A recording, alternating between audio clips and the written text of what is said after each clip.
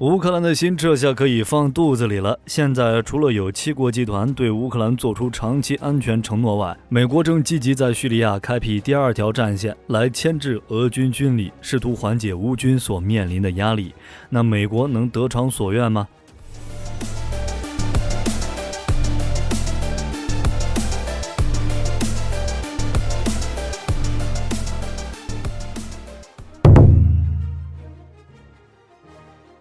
首先，我们要明白，美国开辟第2战线的目的是帮助乌军缓解压力，并非要与俄军开战。所以在选择开辟新战区时，应该满足攻其必救，不能爆发大规模冲突的要求。而目前能满足该要求的地方就只有叙利亚。从军事角度考虑，位于地中海东岸的叙利亚扼守着俄海军从黑海通向地中海的交通要道，而且早在老阿萨德时期，叙利亚就已是苏联在中东地区最为坚定的盟友，是苏联海军地中海分舰队的主要锚地。在苏联解体后，叙利亚几乎成为俄罗斯在中东地区唯一的盟友。在叙利亚的军事力量总共有1个总部基地、2个保障基地、5个军事哨卡，还有12个叙利亚空军基地的自由起降权。其中的塔尔图斯军事基地已经成为俄军在海外最大的海军基地，同时也是俄罗斯在中东地区的最后一块阵地。其在叙利亚的投资总额超过了200亿美元。鉴于叙利亚的重要性，美国如果去找叙利亚的麻烦，那俄罗斯必然会下场帮忙，非常符合美国开辟第2战线中攻其必救的要求。其次，自2011年叙利亚内战爆发以来，美俄双方围绕叙利亚问题一直在进行暗战。尤其是在2015年，俄罗斯出兵叙利亚之后，美俄两军就曾多次在行动中发生对抗。如2017年12月，2架美军战机在叙利亚上空拦截了2架越界巡逻的俄军战机，双方持续了40分钟的对峙。又或是2020年，叙利亚东北部哈塞克省的卡米什利地区公路，10辆装甲车组成的美军车队遭遇俄军车队拦截，两军相距仅不到50米。大大小小摩擦不计其数，但有一点是没变过的，即双方局势再紧张，也从未发生过像俄乌冲突这样的大规模直接交火冲突。甚至当以美国为首的北约对驻有俄军战机的叙利亚基地实施打击时，还会主动避开俄军的装备和设施，以防矛盾不可调节。俄方若是没有受到实质伤害，也不会对此进行报复。因此，美军只需对叙利亚施加适当的压力，就不会爆发大规模冲突，还能顺利开辟第2战线。那美国和北约都做了哪些部署，又采取了哪些行动来吸引俄军呢？根据美国和北约发布的新闻稿和相关视频显示，为了将俄军力量吸引到叙利亚，他们已将大量 F-15、F-16、A-10、阵风等战机以及 MQ-9 无人机重点部署在了叙利亚及其周边的军事基地中。美国要在中东地区保留适度的海军和地面部队，来增强对该地区的控制。如6月14日，美空军正在向中东地区部署 F-22 隐形战斗机。据美国中央司令部透露，部署到中东的 F-22 战机来自弗吉尼亚州兰利空军基地第94战斗机中队，但具体数量尚未公布。7月17日，美国国防部表示，将向中东地区派遣数架 F-35和1艘海军驱逐舰，以增强其在该地区的力量。同时4月份、7月份部署到位的 A-10和 F-16战机也已在波斯湾进行武装巡逻。美军计划驻扎在中东地区的空中机队将有1个 A-10中队与2个 F-15E 和 F-16中队，共计约有12架战机组成。美军这些新部署的力量称得上大兵压境了。至于采取的行动，近段时间部署到位的北约战机正不断对叙利亚领空进行施压。根据俄罗斯方面称，在俄叙联合空演期间，北约和美国曾派出无人机闯入演习设立的禁飞区。仅7月3日一天，叙利亚北部空域就发生了9次无人机危害飞行安全的事故。之后又在7月12到13日期间，先后包括 F-15、F-16和阵风在内的3型战机在叙利亚领空附近对俄军进行挑衅。由此可见，北约为了吸引俄军力量是下足了功夫。那这样起到的牵制效果如何呢？在北约和美国无人机干涉俄叙联合空演后，7月5日，俄军派出3架苏 35S，对 MQ9 无人机展开极为危险的行动，在他们飞行路线上投下了带降落伞的照明弹，迫使 MQ9 进行规避机动。7月12到13日，10个架次北约战机出现在叙利亚领空附近后，俄军在7月14日派出安30对地测绘飞机，在美国驻叙利亚基地上空飞了较长一段时间，既是侦察也是警告。除此之外，美国方面对外公布称，俄军7月16日还曾拦截了一架美军的 MC-12侦察机，迫使其穿过拦截机的尾流湍流，将4名美国机组人员的生命置于危险之中。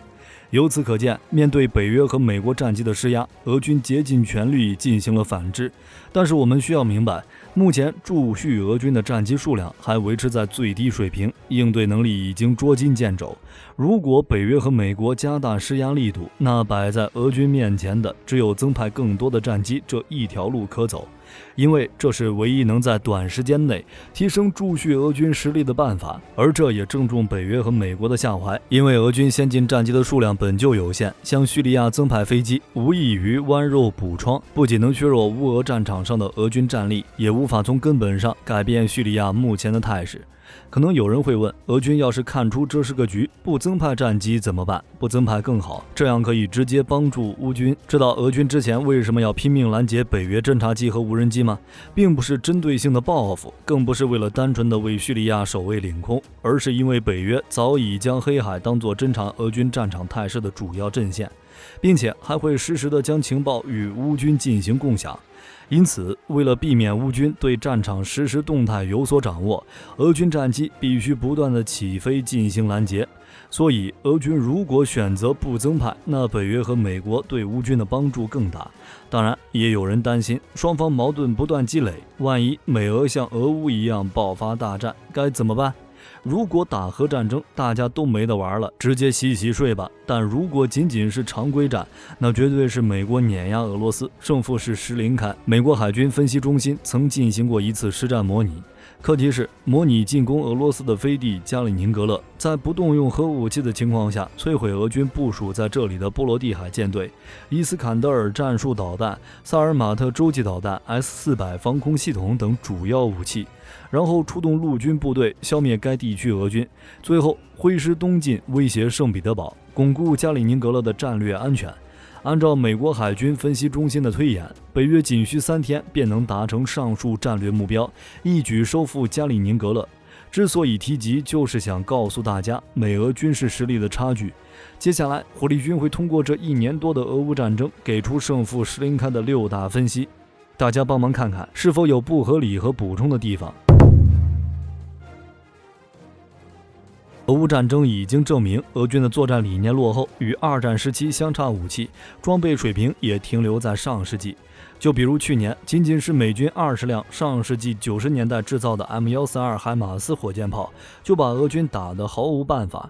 记得去年6月份时，在北顿涅茨克和利西昌斯克争夺战中，俄军凭借大炮兵主义，分别花费约30天和8天时间占领了2地。但是自去年7月中旬之后，伴随西方援乌的重型武器到场，尤其是20辆海马斯到来，俄军的炮海战术被大幅遏制，其后方的弹药库、指挥所、雷达站、补给线等等频频遇袭。据不完全统计，仅在7月下旬半个月的事件，俄军南方战线的30多个弹药库和指挥频频遇袭，损失殆尽。根据卫星探测，至2022年7月底，南方战线的俄军炮击频率已经下降了90%以上。这也正是后来乌军赶在赫尔松方向发起反击的底气。乌军仅凭20辆海马斯就打得俄军毫无办法，而美军手里可是有数百辆海马斯，窥一斑而知全豹。在一些装备数据上，美俄两国陆军虽说可以持平，如主战坦克、装甲运兵车、大口径火箭炮、中近程防空导弹发射车等，但俄军的装备中充斥着大量诸如122毫米榴弹炮、T72B 主战坦克、SA8 近程防空导弹一类的老旧装备，无论是技术指标还是服役状态，都不如美国同类装备，这是其一。其二，空军虽然是美俄两国之间力量较为平衡的一个军种，相比于美国空军，俄空天军整体装备水平也不存在代差。另外，装备更新速度也比较快。但相对来说，俄空天军的发展颇为偏科，其作战飞机规模大，技术水平领先，但其他用途的飞机则良莠不齐，数量短缺，特别是预警机、侦察机和空中加油机方面，俄空天军仅能维持勉强够用的局面，不然也不会在俄乌战争爆发初期直接被乌克兰防空力量打下来6架。要知道，根据战前的实力统计，俄乌战争之比为873比48，强击与轰炸机之比为742到21。结果打到现在，俄军的对地支援强度甚至比不上乌军。显然，这样的偏科严重限制了俄空天军作战能力的发挥。所以，即便在空军这个差距较小的领域，俄罗斯也仍然不是美国的对手。其三，海军就不多说了，这是美俄两国军事力量差距最大的一方面，可以说差距大到了完全没法打。虽然俄罗斯海军的作战舰艇数量不少，但令人大跌眼镜的是其装备数量最多的战舰竟然是排水量不足1000吨的轻型护卫舰。在大型水面战舰方面，俄罗斯不但在数量上处于绝对劣势，在质量上更是完全被美国甩在后面。俄乌冲突中更是痛失莫斯科号。另外，在其为数不多的驱逐舰中，竟然还有卡辛级这种建造于上世纪60年代的老古董。虽然作为传统陆权国家的俄罗斯并不需要一支特别强大的海军，但不得不说，目前的俄罗斯海军实在是过于衰败了。其次，在情报系统上，乌军是借助美军的卫星和侦察系统，才对俄军行动了如指掌，才能做到对俄军高价值目标的精准打击。尤其是其中的星链，帮助乌军实现了大部分地区赵比特级别的实时通讯。但大家知道，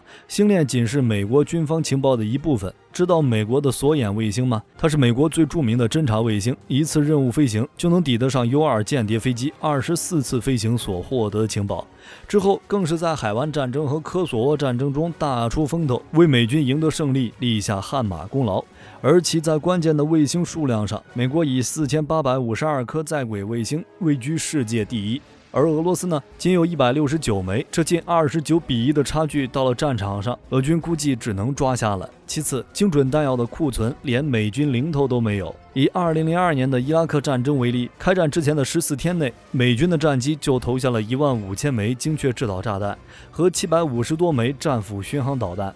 平均每天扔1000多枚精确巡航导弹。比俄空天军在本次俄乌战争中1年多发射的还要多，而且有多家权威媒体都在报道俄乌导弹库存见底的事实。按乌克兰国防部公布的数据显示，在开战前，俄军中远程巡航弹道导弹约有1800余枚，但战事持续到了去年10月份，就已经消耗了约120枚库存导弹，相当于武器库中66%以上的数据。其六，战后思维落后。在俄乌冲突刚刚开始一天，全世界都以为俄军要打出21世纪的全新范围战争，蜂群无人机加空投无人机全面信息压制，一举并拿下乌克兰。打上3天后，大家都以为俄军要如美军1991年海湾战争那般精准打击、全面瘫痪，实施斩首行动。打上7天后，大家都以为俄军如2战一折。打到现在1年多了，才发现俄军全靠堆人头、拼战壕、拼消耗才维持住了战线。比如在2023年1月份，乌军海马斯火箭炮连续轰击了巴赫穆特东部瓦尔格纳集团的宿营地、赫尔松州度假村俄军独立第10特战旅宿营地，